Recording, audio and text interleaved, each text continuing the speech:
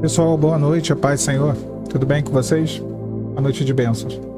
Peço desde já que vocês curtam o vídeo, se inscrevam aqui no canal. Hoje, dia 29 de janeiro de 2025, nessa noite de quarta-feira.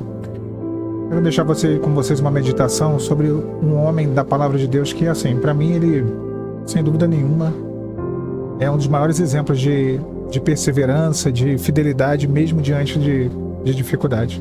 E o que ele passou é muito maior do que o que qualquer um de nós possa ter passado ou possa estar passando. Foi Jó. Esse homem é Jó. E conhecemos bem a história de Jó. Não dá para poder aqui tentar dizer, né, ter essa pretensão de dizer por que ele foi provado, no nível que ele foi provado. Mas sabemos que havia um plano muito maior de Deus, e dentro da soberania do Senhor, Deus quis prová-lo, e não só prová-lo, Deus aprovou Jó. E aqui é o grande ponto, porque ser aprovado no nível de luta, de adversidade desse porte, desse nível, olha, é algo que fica realmente, deveria, né? E ficou como um exemplo para nós, para a nossa caminhada. Em uma das conversas de Jó com seus amigos, lá em Jó capítulo 5, versículo 8, diz assim: "Mas quanto a mim, eu buscaria a Deus. A Ele eu dirigiria minha fala. Ele faz coisas tão grandiosas que se não pode esquadrinhar. Tantas maravilhas que não se pode contar. Ele dá chuva sobre a terra. Ele envia água sobre os campos, para pôr os abatidos num lugar alto, e para que os enlutados se exaltem na salvação." A palavra que ela mostra algo, né? Embora os conselhos muitas vezes sejam dos amigos de Jó, é claro que eu poderia levantar um monte de observação sobre os amigos de Jó. A palavra é inspirada, então é o Espírito Santo. Foi ele quem aqui trouxe um posicionamento que Jó deveria ter, né? E é um posicionamento que nós devemos ter. Você deve ter nessa situação que você está passando. Não há outro meio. Não há outro meio. É como se Deus estivesse falando para você assim, o Espírito Santo: eu fosse você, eu buscaria a Deus. Eu fosse você, eu me derramaria. A Ele dirigiria a minha fala. E assim, irmãos, nós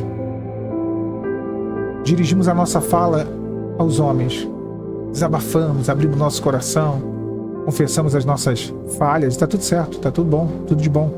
É isso mesmo. Não tem dificuldade nenhuma, não, é bênção. Mas dirigir a Deus a fala não é só desabafar. É aí que nós podemos realmente ver a mudança de todo o cenário desenhado. Dirigir a Deus a fala é orar. Jó capítulo 5, versículo 8. Se eu fosse você, eu oraria. Porque Deus faz coisas tão grandiosas que não se podem esquadrinhar. Não dá para poder imaginar. O agir de Deus é tão grandioso, o mover do Espírito Santo é tão grandioso, não dá para a gente tentar idealizar. Nós não conseguimos conjecturar, supor o que Deus vai fazer. Não há como esquadrinhar o mover de Deus. Quando Deus quer fazer algo, quando Deus quer fazer a obra, quando Deus quer transformar um cenário na sua vida, Ele fará. Vemos o caso de José, a reviravolta na vida de José, o caso de Davi, tudo que aconteceu na vida de Davi, Abraão, Jacó, Ruth, Esther, tantos exemplos de homens e mulheres que não dava para esquadrinhar, para entender qual seria o desfecho, qual seria a saída, qual seria a solução que Deus traria para aquela situação impossível. Mas Deus trouxe. Não há como esquadrinhar. De tantas maravilhas que não se pode contar. Não dá para imaginar e não dá para contabilizar. Ora, aquele que é poderoso para nos conceder infinitamente mais do que pedimos e do que pensamos. O que Deus tem para nós é sempre melhor. O que Deus tem para nós é sempre maior do que pedimos e do que pensamos. E aí o texto diz: Ele dá chuva sobre a terra e envia água sobre os campos. Só Deus pode fazer isso. Não há o que o homem possa fazer para a chuva cair do céu. Hoje aí tentam, né? Tentam bombardear as nuvens, rastros químicos, essas coisas todas. Mas nós sabemos que a chuva só pode vir do Senhor. É Deus quem intervém. Tem coisa na nossa vida que só vai mudar com uma intervenção direta do Espírito Santo. Por mais que você tente, por mais que você queira, por mais que você lute, por mais que você de alguma maneira procure meios, procure viabilizar, procure ajudar, facilitar. Só Deus, minha irmã. Só Deus, meu irmão. É só a chuva vinda do céu. Só aquilo que vem do alto. Só aquilo que é provisão e ação do Espírito Santo. A chuva cai quando a gente menos espera. Estava agora aqui, eu fui tentar rodar de aplicativo. Do nada, um temporal. Do nada. Da mesma maneira, a intervenção do Senhor, as bênçãos de Deus são inesperadas. É no de repente, quando você menos espera. Quando você já acha que não vai ter agir de Deus, que Deus se atrasou, que Deus não vai intervir, que Deus não mudará o cenário. É justamente nessa hora que o Senhor transforma tudo. Ele dá chuva sobre a terra. Ele envia água sobre os campos. E Ele põe os abatidos em um lugar alto. Olha quantas vezes estamos abatidos, estamos cansados, estamos atribulados, né? Pelas adversidades, pelas batalhas, pelo dia a dia, né? Pelo dia mal, por um problema no lar, por um problema financeiro, por um problema sentimental, emocional, um problema de saúde. Quantas vezes? Mas o Senhor, Ele põe os abatidos em um lugar alto. O Senhor nos tira do chão, prostrados, caídos, cansados, derrotados, aflitos, e nos põe em um lugar alto. Alan, que lugar alto é esse? É a presença dele, meu irmão, minha irmã. No lugar alto é um refúgio, é um abrigo contra a tempestade e o vento. O lugar alto é uma fortaleza, é um esconderijo. O lugar alto é um lugar onde nós nos refugiamos em Deus. É a presença dele. Todas as vezes que Davi se viu encurralado, perseguido, onde Saul quase pegou Davi, Davi fugiu para esse lugar alto.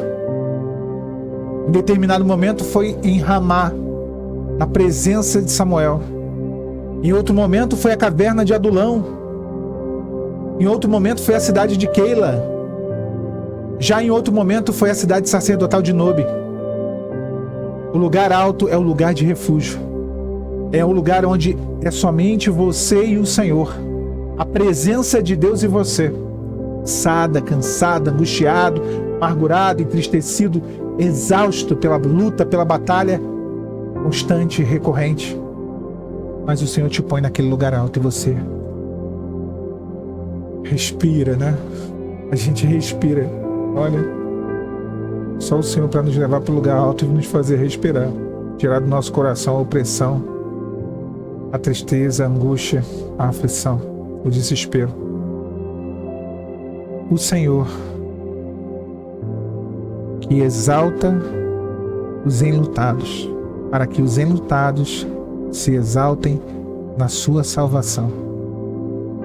Talvez você esteja em luto por algo que você perdeu, por alguém que você perdeu, por alguma coisa que se foi da sua vida, ou por algo que o inimigo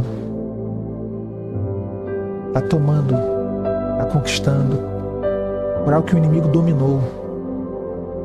E aí vem o luto. O luto não é só pela morte. O luto é um sentimento de perda profundo, onde há ali a negação, onde há a barganha, onde há todas aquelas as fases do luto. Mas a palavra fala que o Senhor, Ele faz com que os que estão enlutados se alegrem, se exaltem na salvação que Ele traz.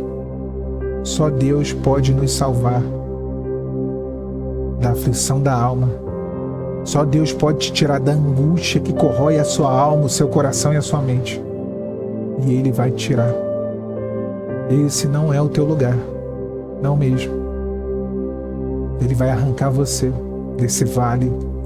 Esse teu deserto já tem dias contados. Para que venha do Senhor o renovo, o refrigério e a restauração de Deus para a sua vida. bom? Deus abençoe vocês nessa noite de quarta. Paz, Senhor. Tchau, tchau.